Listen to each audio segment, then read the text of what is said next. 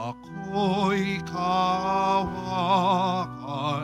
o mahal kong Diyos, sangayon sa iyong kagandahang loob. Mga kasalanan ko'y iyong pawiin, ayon din sa iyong pag-ibig sa akin.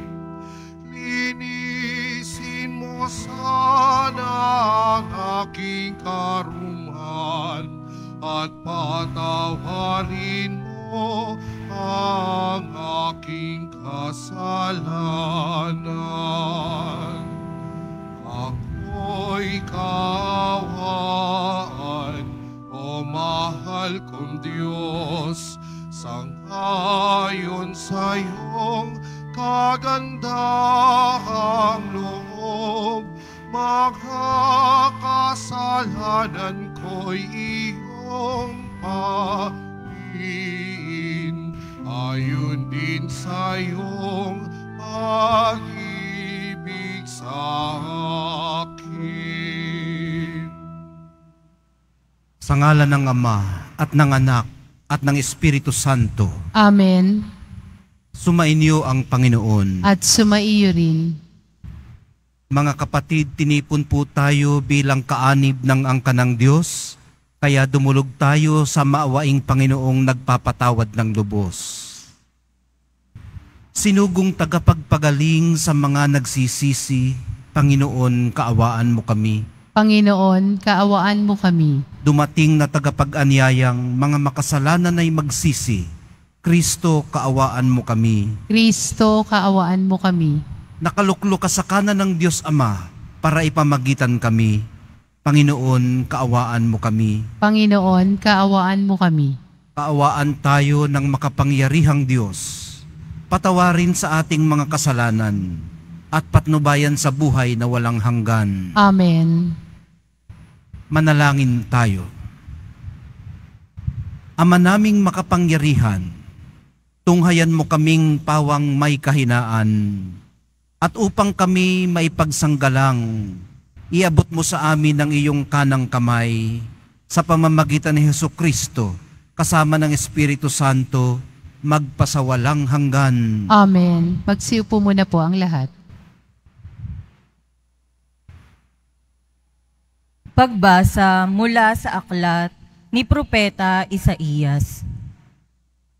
Sinasabi ng Panginoon, kung titigilan ninyo ang pang-aalipin at pagsuway sa akin, at ang masamang salita'y iiwasan, kung ang nagugutom ay pakakainin ninyo at tutulungan, ang kadilimang bumabalot sa inyo ay magiging tila liwanag sa katanghalian, at akong Panginoon ang siyang inyong laging papatnubay.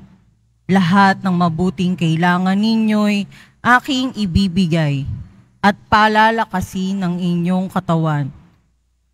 Kayo'y matutulad sa pananim na nasagana sa dilig, matutulad sa batis na di nawawala ng agos ng tubig. Muling itatayo ng mga lingkod ko ang kutang na durog, muling itatayo sa dating pundasyon. Makikilala kayo bilang tagapagtayo ng sirang muog, mga tagapagtayo ng wasak na mga bahay. Sinabi pa ng Panginoon, inyong igagalang ang takdang araw ng pamamahinga.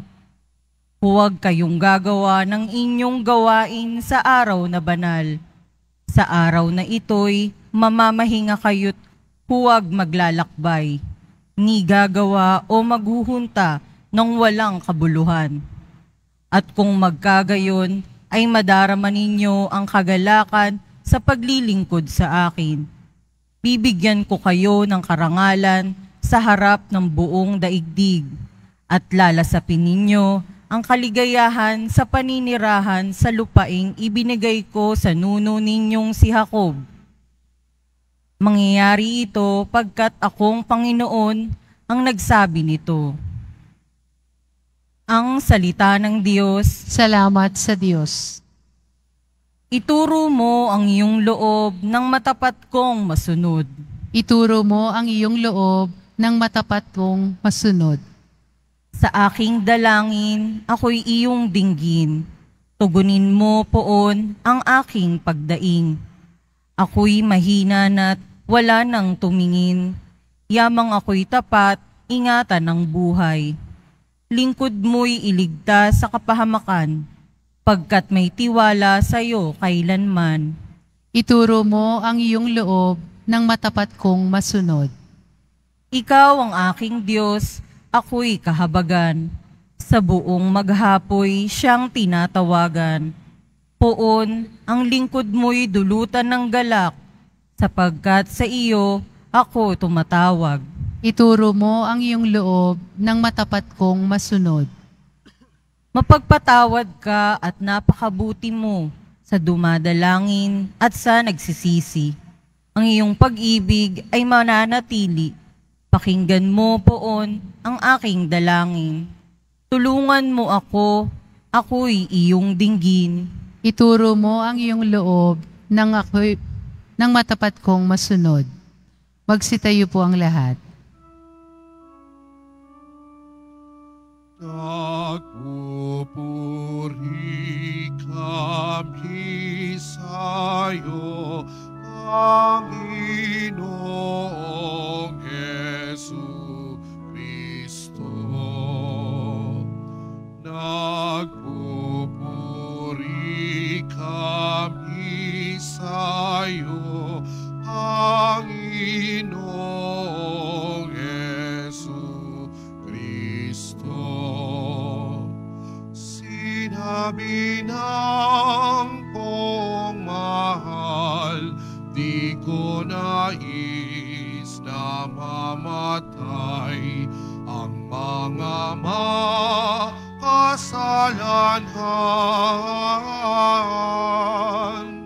Nagbabagong kalooban upang sila'y mabuhay. Nagpupuri kami sa'yo, Panginoong Jesu Kristo. Sumainyo ang Panginoon. At sumaiyo rin. Ang mabuting balita ng Panginoon ayon kay San Lucas. Papuri sa iyo, Panginoon. Noong panahong yun, nakita ni Jesus ang isang publikano na nagngangalang Levi, nakaupo sa paningilan ng buwis. Sinabi sa kanya ni Jesus, "Sumunod ka sa akin." Tumindig si Levi, iniwan ang lahat at sumunod sa kanya. Si Jesus ay hinandugan ni Levi ng isang malaking piging sa kanyang bahay. Nakasalo niya roon ang mga publikano at ang iba pang mga tao. Nagbulong-bulungan ang mga Pariseo at ang kanilang mga kasamang eskriba. Sinabi nila sa mga alagad ni Jesus, "Bakit kayo kumakain at umiinom na kasalo ng mga publikano at ng mga makasalanan?" Sinagot siya ni Jesus, "Hindi nangangailangan ng manggagamot ang walang sakit, kundi ang may sakit. Naparito ako hindi upang tawagin ng mga matuwid, kundi ang mga makasalanan upang magsisi." Ang mabuting balita ng ating kaligtasan. Pinupuri ka namin, Panginoong Hesus Kristo. Magsiupo muna po ang lahat. Good morning po sa inyong lahat. Sabado po ngayon, kasunod ng Ash Wednesday. Napakinggan po natin sa ating mga pagbasa ang pagtawag kay Levi na sumunod kay Jesus. Nang mamalayan po niyang tinatawag siya ni Jesus, iniwan niyang lahat at sumunod sa kanya. Tayo man ay nagnanais ding sumunod sa kanya. Naririnig naman nating ang tawag.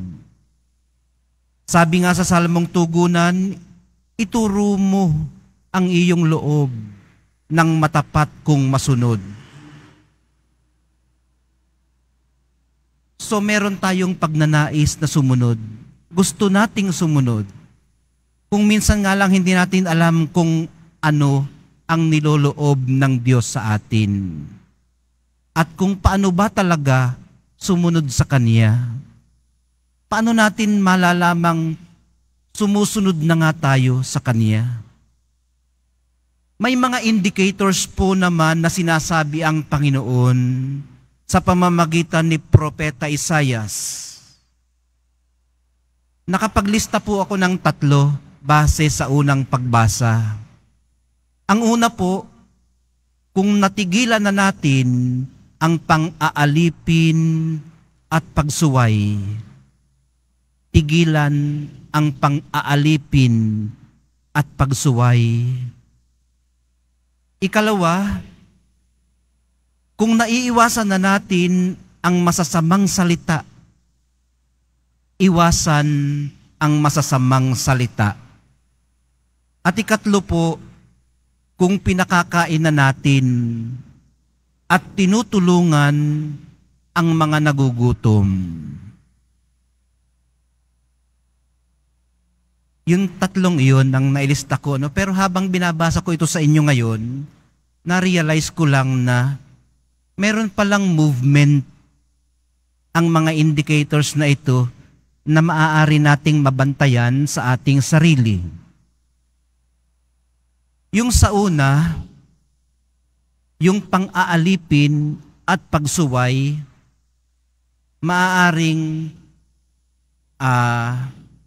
pwedeng mangyari ito sa isang kalooban lamang. Ibig sabihin, sa ating sarili, pwedeng mangyari ang pang-aalipin ng sabay sa pagsuway. Kasi kung titingnan natin ng ganun lamang, yung pang-aalipin ay nasa punto de vista ng nang-aalipin ng amo o ng oppressor o ng mapang-api. At ang pagsuway ay nasa punto de vista ng inaalipin. Sumusuway siya dahil siguro ayaw niya na ng pagiging alipin. O gusto niya nang i-assert ang kanyang karapatan bilang isang malaya rin. Pero yung pang-aalipin at pagsuway, pwedeng mangyari sa inaalipin at sa nang-aalipin. Ang dalawang ito, pwedeng mangyari sa ating lamang sarili. Ano ba ang mga umaalipin sa atin? Ano yung mga hindi natin maiwasan? Na actually, pwede namang iwasan. Napaka-helpless lang natin at wala tayong lakas para maiwasan. Tapos, yung pagbabantay sa sarili, ihahatid tayo sa desisyon na pag-iwas. Sa unang-una, sa masasamang salita. Sa salita pa lamang, tinatrabaho na natin yung pagbabago.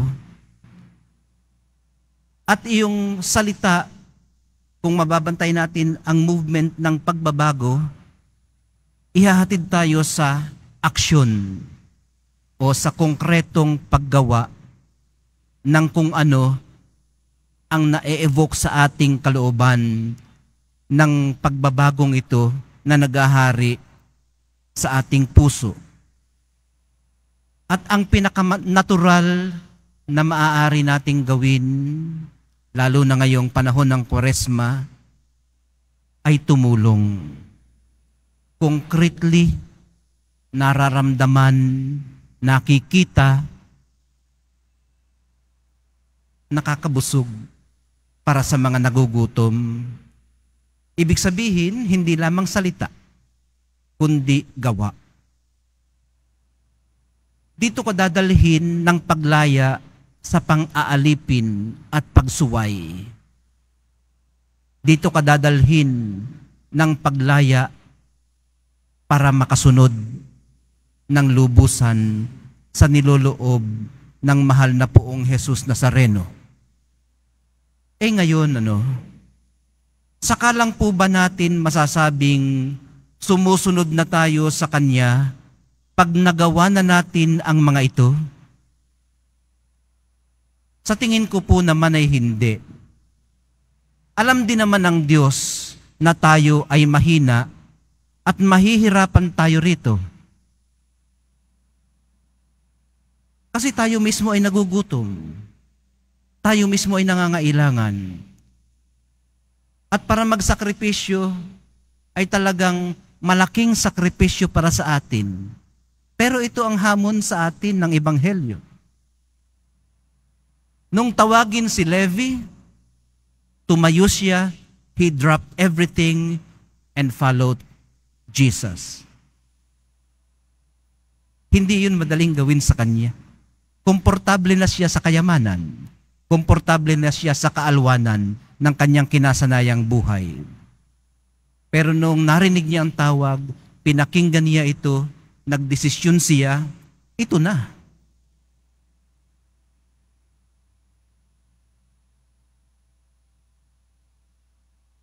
Pero mahihirapan siya. Maaring balik-balikan pa rin niya yung buhay na kinasanayan niya. At gayon din tayo. At alam po ito ng Diyos na mahihirapan tayo rito at mahina tayo. Kaya ang kanya pong blessed assurance sa atin, akong Panginoon, ang siyang sa inyo'y laging papatnubay. Lahat ng mabuting kailangan ninyo'y aking ibibigay at palalakasin ang inyong katawan. So, palalakasin ang katawan. Mayroon akong mga kilala na the spirit is willing but the body is weak. Laban pa, gustong-gusto pa. Gustong-gusto pang maglingkod. Alam niya na kaya pa niya. Pero hindi niya na mahila ang kanyang sariling mga paa. Hindi na coherent ang kanyang pagsasalansan ng mga salita. Dahil pumapalya na ang kanyang katawan. Pumapalya na ang kanyang utak. Hindi na kaya ng katawan. Gumugupo na sa sakit. Pero ang blessed assurance sa atin ng Panginoon, palalakasin ang ating katawan. Kasi ang grasya ng Diyos, dito nakaupo o nakatungtong sa physical, sa katawan. Kaya ang napakatibay na hamon sa atin ng panahong ito ng Kwaresma ay i-purify ang ating katawan. Paano ba natin ginagamit ang ating katawan? Para ba isatisfy lamang ang ating sarili? O para makapaglingkod ng mas lubos, ganap, kumpleto, lahatan sa Diyos? Habang pinagsusumikapan po natin ito, na i-purify yung physical na aspeto ng ating pag-iral, madarama natin ang kagalakan na malalim. At lalasapin natin ang kaligayahan ng paglilingkod sa Kanya. Dito lang magtataka ka no? Makikita mo sila naglilingkod araw-araw. Alas 4 pa lamang ng madaling araw hanggang alas 9 ng gabi na andyan. Paglabas mo, makikita mo, nakaupo dyan, nakatayo, nag-a-assist. Iniisip mo minsan, wala bang trabaho itong mga ito? Wala bang pamilyang inuuwian ng mga ito? Dito na nila inuubos ang kanilang oras. Hanggang sa ma-realize mo na, maaaring ito na nga ang itinuturing nilang pamilya. Dito na nga nila natatagpuan ang kanilang tahanan. Maaring hindi ito para sa lahat. Dahil hindi natin maa-afford na iwan lahat. Dahil siyempre may mga mahal din naman tayo sa buhay na kinakailangang pakainin at suportahan. Pero doon sa mga nakayanan magsakripisyo ng ganito kalaki, nakaka-amaze lang talaga na kahit papaano ay matularan yung antas at kalidad ng kanilang pagsasakripisyo. Ginagawa nila ito hindi bilang gantimpala. Hindi bilang gantimpala, kundi dahil ito ang bunga ng karangalang kaloob ng mahal na Poong Jesus Nazareno, karangalang makipasan, karangalang makapaglingkod din kasama ng iba, para sa iba. Ito po ang tinamasa ni Levi. Ang kaligayahan ng kalooban, ito po yung kanyang nilasap, ang kagalakan ng puso, nang iwan niyang lahat at sumunod kay Jesus. Ito rin po yung tinamasa ng mga publikanong nakikain o nakisalo sa kanila. May nabasa pa ako dito. Kahapon pala yun. Hindi sila nag-diet. Bakit? Nasa handaan sila. Kasama nila ang bridegroom. So hindi na sila nag-inarte na diet ako. Hindi, kain sila. Kasi kasama nila ang bridegroom. Ang lalaking kinasal. Kasama nila si Jesus. Saka sila magda-diet kapag hindi na nila kasama si Jesus. Pag bumalik na uli sila sa kanilang sarili-sariling tahanan, paano ka magda-diet ng napakaraming handa? Mag-diet ka pag wala ng ulam. Pero siyempre, hindi naman natin sinasabi na katulad kahapon, araw ng pag-aayuno,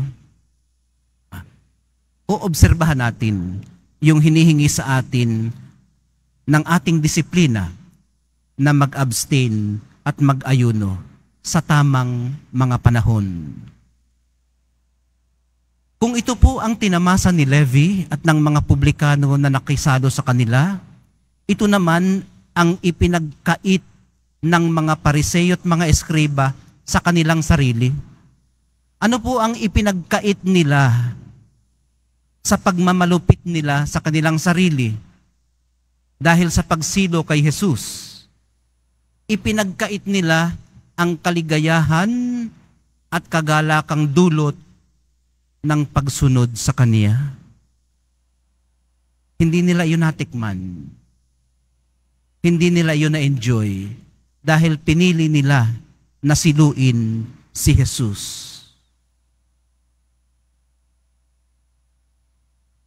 Sa pagpapatuloy po ng ating pagdalangin, hilingin po natin sa mahal na Poong Jesus Nazareno na turuan niya tayo kung paano sumunod sa Kanya.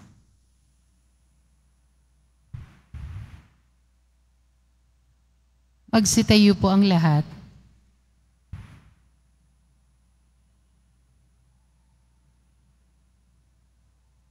Minamahal kong mga kapatid, dumating si Kristo upang iligtas ang mga makasalanan.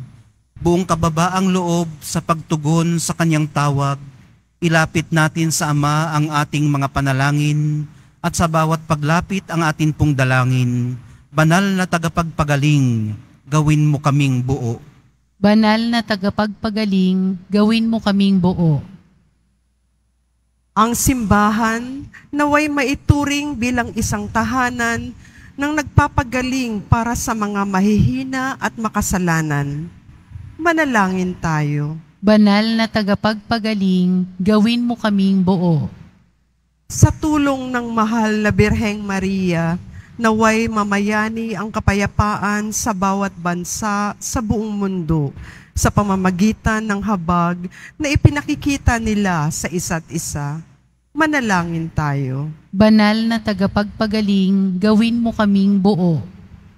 Sa ating bansa, naway maghari ang pagkakaisa, bunga ng paggalang ng mga mamamayan sa isa't isa. Manalangin tayo. Banal na tagapagpagaling, gawin mo kaming buo. Sa lugar ng ating hanap buhay at maging sa ating mga pamilya, naway hindi tayo manguna sa pamimintas sa ating mga kasama. Manalangin tayo. Banal na tagapagpagaling, gawin mo kaming buo. Ang mga namayapa na ay makaranas nawa ng mapanligtas na kapangyarihan ng Diyos. Manalangin tayo. Banal na tagapagpagaling, gawin mo kaming buo. Ama, sa panahong ito ng Kwaresma, bagamat hangad naming maging matuwid, nawa ay iadya mo kami sa pagiging labis na mapagmatuwid, sa pagnanais naming makamit mula sa tagapagligtas ang kanyang walang hanggang awa, maibahagi nawa namin ang kanyang pagpapala sa pamamagitan ng aming pagpapatawad sa aming sarili, sa aming kapwa, lalo't higit ang sa amin ay nagkasala. Hinihiling po namin ito sa pamamagitan ni Kristo na aming Panginoon. Amen. Magsiupo muna po ang lahat.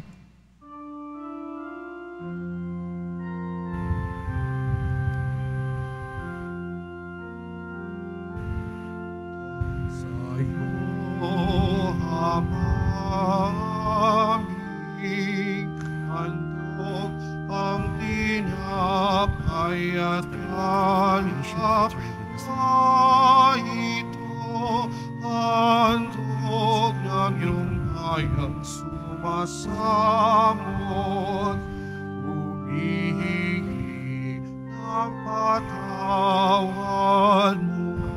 As tayo for creation, for through your goodness we have received our faith. Sunod Fruit of the vine, sa utos mo, nalulugod akong labis, di masukat ang galak ko, pagkat aking iniibig.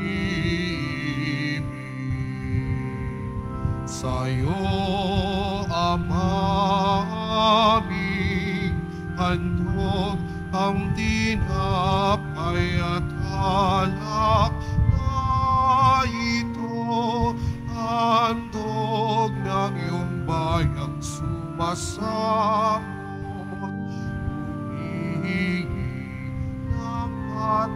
Patawad mo. Magsitayo po ang lahat.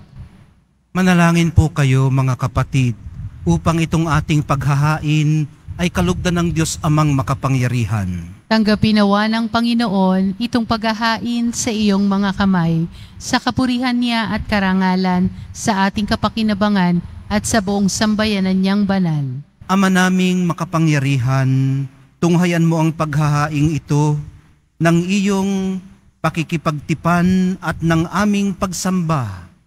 Maganap nawa ito sa ikapagpapatawad ng mga kasalanan at sa ikapagpapahayag ng aming utang na loob sa iyong pagmamahal, sa pamamagitan ni Hesukristo kasama ng Espiritu Santo magpasawalang hanggan. Amen.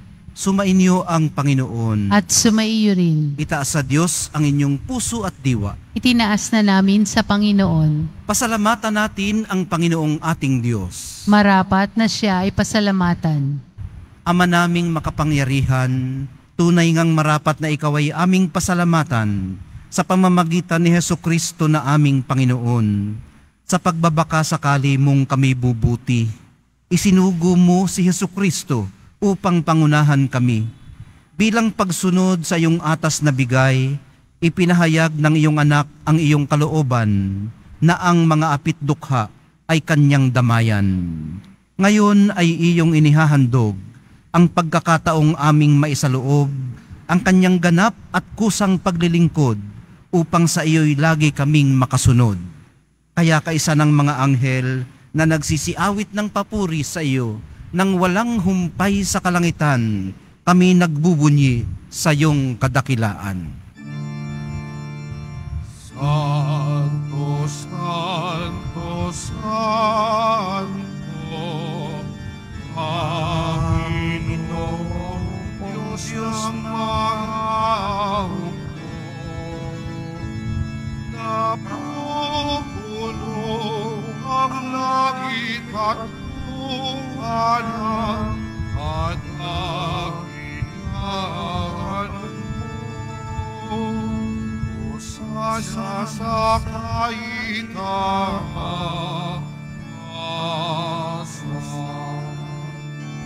pinagpala ang naparito sa ngalan ng Panginoon.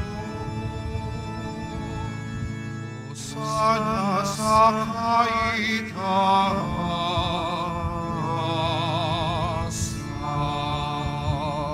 Magsiluhod po ang lahat.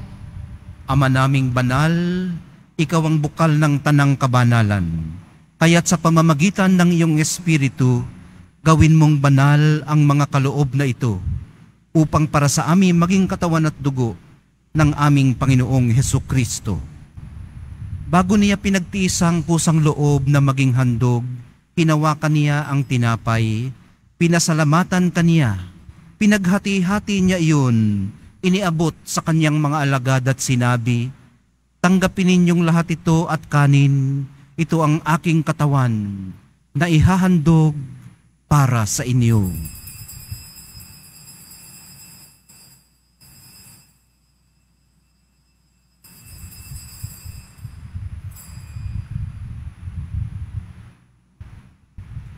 Gayon din naman noong matapos ang hapunan, hinawakan niya ang kalis. Muli kanyang pinasalamatan, iniabot niya ang kalis sa kanyang mga alagad at sinabi, "Tanggapin ninyong lahat ito at inumin. Ito ang kalis ng aking dugo, ng bago at walang hanggang tipan, ang aking dugo na ibubuhos para sa inyo at para sa lahat, sa ikapagpapatawad ng mga kasalanan. Gawin ninyo ito sa pag-alaala sa akin."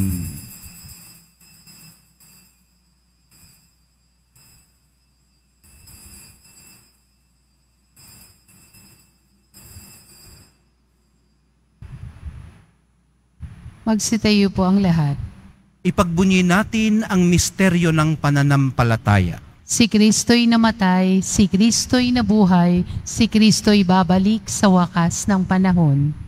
Ama, ginagawa namin ngayon ang pag-alala sa pagkamatay at muling pagkabuhay ng iyong anak.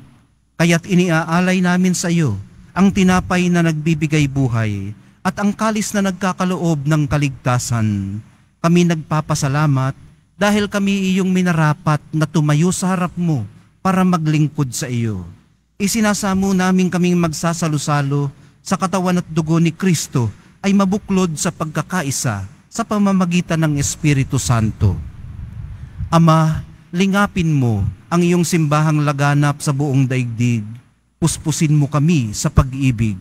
Kaisa ni Francisco na aming Papa at ni Jose na aming Obispo at ng Tanang Kaparian. Alalahanin mo rin ang mga kapatid naming nahimlay nang may pag-asang sila'y muling mabubuhay, gayon din ang lahat ng mga pumanaw. Kaawaan mo sila at patuloyin sa iyong kaliwanagan. Kaawaan mo at pagindapatin kaming lahat na makasalo sa iyong buhay na walang wakas. Kaisa ng mahal na Birheng Maria na ina ng Diyos, ng kabiyak ng puso niyang si San Jose, kaisa ng mga apostol ni San Juan Bautista at ng lahat ng mga banal na namuhay dito sa daigdig ng kalugod-lugod sa iyo. Maipagdiwang nawa namin ang pagpupuri sa ikararangal mo sa pamamagitan ng iyong anak na aming Panginoong Hesukristo.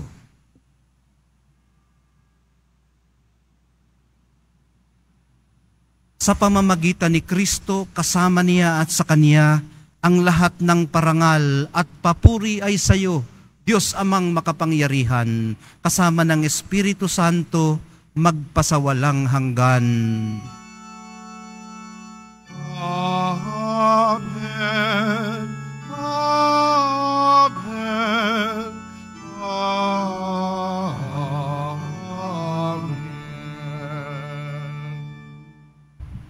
Sa tagubili ng mga nakagagaling na utos at sa turo ni Jesus na Panginoon natin at Diyos, ipahayag po natin ng lakas loob.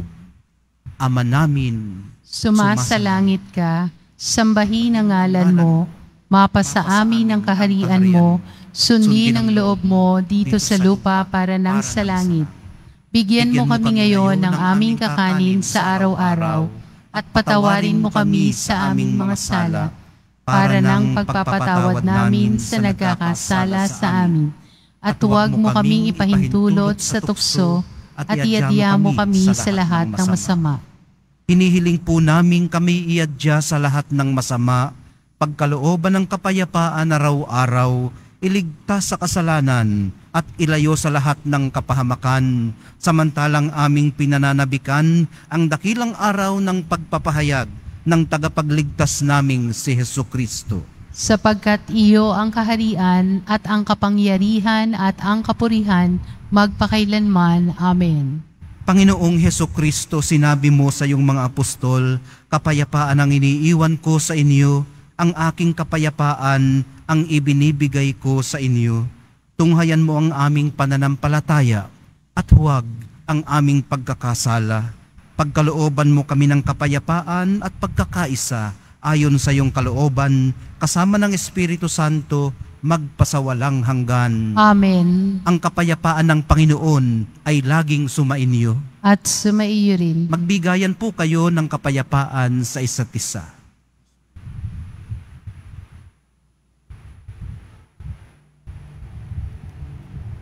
Kordero ng Diyos na nag-aalis ng mga kasalanan ng sanlibutan, maawa ka sa amin. Kordero ng Diyos na nag-aalis ng mga kasalanan ng sanlibutan, maawa ka sa amin. Kordero ng Diyos na nag-aalis ng mga kasalanan ng sanlibutan, ipagkaloob mo sa amin ang kapayapaan. Magsiluhod po ang lahat.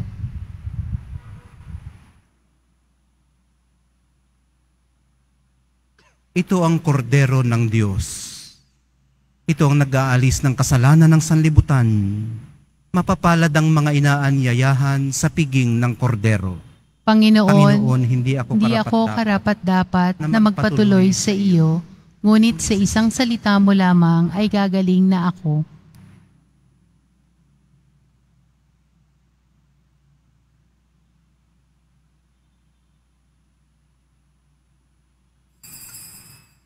Para sa lahat ng tatanggap ng banal na komunyon, sasagot po tayo ng Amen.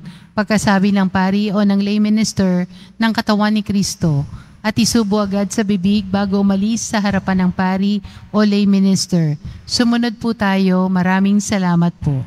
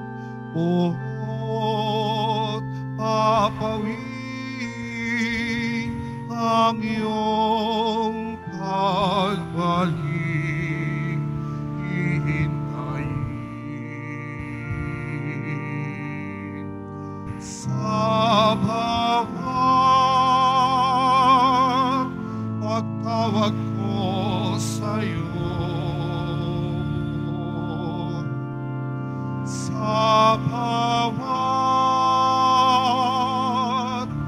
hakbang mong palayo.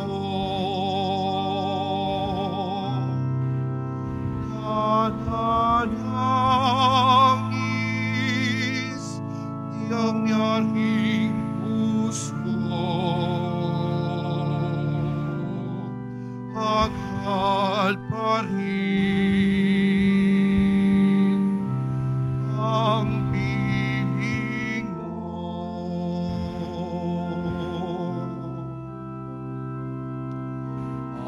Ano di kita ibigin?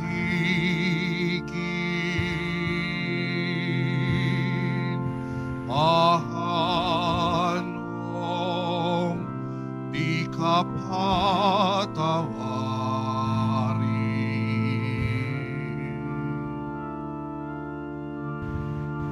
Bago man isilang sa lupa, ika'y akin ang inarugan. Sa bawat patawag ko sa'yo, sa bawat hakbang mong palayo, nananangis tong yaring puso,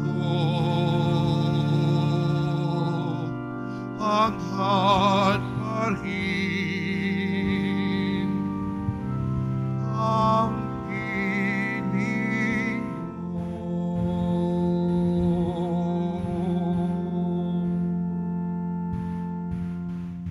Announcement for recollection. Ang lahat po ay inaanyayahan, lalo na po ang ating mga ministry, mandated organization, HDN at iba pang grupo o samahan ng ating simbahan sa ating ika-2 Lenten Recollection sa darating na February 20, 2024, Martes, sa ganap na ika-7 ng gabi, dito po sa ating simbahan. Ang ating tagapagsalita sa araw na ito ay si Reverend Father Marcelino E. Nicasio, SVD, na may temang matatanda at may sakit. Inihahandog ng simbahan ng Quiapo ang Nazareno Medallion. Ito po ay nagkakahalaga ng 20 pesos. Mabibili pa rin po sa ating opisyal na imahen, Jesus Nazareno, ang large size na nagkakahalaga ng 2,500 pesos, ang medium size ay 1,000 pesos, at ang small size ay 600 pesos. Ang mga ito po ay mabibili lamang sa Parish Finance Office. Ang malilikom po na pondo ay gagamitin sa pagsasaayos ng ating Adoration Chapel at Baptistry. Ang oras ng Finance Office ay ang mga sumusunod: Lunes hanggang Huwebes at Sabado, alas 8 ng umaga hanggang alas 5 po ng hapon. Biyernes at Linggo, alas 7 ng umaga hanggang alas 5:45 ng hapon. Mga paalala sa mga nagsisimba. Pagkatapos ng misa, wiwisikan po ang lahat ng banal na tubig. Pinakikiusapan ng lahat na manatili lamang muna sa inyong mga lugar. Tanging sa Quezon Boulevard o sa Plaza San Juan lamang ang labasan ng lahat. Sumunod po tayo. Maraming salamat po sa inyong pagdalaw at pagsisimba sa Basilica Menor at Pambansang Dambana ni Jesus Nazareno. Magsitayo po ang lahat. Manalangin tayo. Ama naming mapagmahal, kaming pinapagsalo mo sa banal na piging, ay makapakinabang nawa sa buhay mong bigay sa amin, at maitaguyod nawa kami nito hanggang aming sapitin ang iyong maligayang piling. Sa pamamagitan ni Hesukristo, kasama ng Espiritu Santo, magpasawalang hanggan. Amen. ang pinakamatatamis na pwedeng ihatid ng buhay ay sa maraming pagkakataon natitikman natin sa ating katandaan kahit na tayo ay may sakit. Si Father Nicasio, ang atin pong speaker sa Martes, ay teacher ko. Teacher ko siya sa homiletics sa Mary Hill School of Theology. At walang dull moments kapag kami ay nasa classroom magkakasama. Palaging exciting, masaya. At dati siyang principal dyan sa St. Jude sa may Malacanang. At siya ngayon ay nasa wheelchair na yata. At marami tayong matututunan sa kanya kung paano yakapin ang pag-edad o pagtanda graciously o nang may kagandahang loob kahit na may sakit. Gusto ko lang personal na pasalamatan ng ating kantor at organista sa pagpapaunlak na tayo ay pangunahan sa pag-awit. Nakadasal kami at napaka solemn ng ating selebrasyon ng banal na misa kapag napaka solemn din ang ating awitan. Sana ay pumirmi ka na dito sa simbahan natin sa Quiapo. Sumainyo ang Panginoon. At sumaiyo rin. Mahal na poong Jesus Nazareno, inihayag mo sa pamamagitan ng krus ang walang maliw na pag-ibig ng Diyos sa sangkatauhan. Pakinggan mo ang kahilingan ng iyong angkan na nagsusumamo sa iyo. Makamtanawa nila ang inyong katugunan at tanggapin ang kasagutan na may utang na loob na tinatanaw. Basbasan din po ninyo at pagpalain ang kanilang mga pinasasalamatan, idinadalangin at mga pinagsusumakitan sa araw-araw, pati na ang daladala nilang mga imahin at dasalan. Sa pamamagitan ng bendisyon na ito, naway maalala nila ang mga pangako nila noon sa binyag, na ikaw ang kanilang iibigin at paglilingkuran bilang Panginoon, magpasawalang hanggan. Amen. At pagpalain kayong lahat at ang inyong pamilya at mga komunidad ng makapangyarihan at mapagmahal na Diyos, Ama, Anak, at Espiritu Santo. Amen. Naihandog na po natin ang banal na misa sa paglalakbay po natin sa buhay, lumakad tayo sa liwanag, kapayapaan at pag-asa ng ating mahal na poong Jesus Nazareno. Salamat sa Diyos.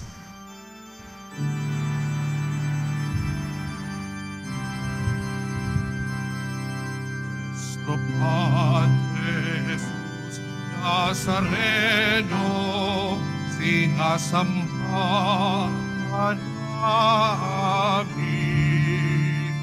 Binibintuko ka namin, aral mo ang aming buhay at kaligtasan. Nuestro Padre Jesus Nazareno, iligtas mo kami sa kasalanan. Ang krus mong kinamatayan ay sagisag ng aming kaligtasan. Nuestro Padre Jesus Nazareno, inarakal ka namin. Nuestro Padre Jesus Nazareno, inulwalhati ka namin. Nuestro Padre Jesus Nazareno, inarakal ka namin.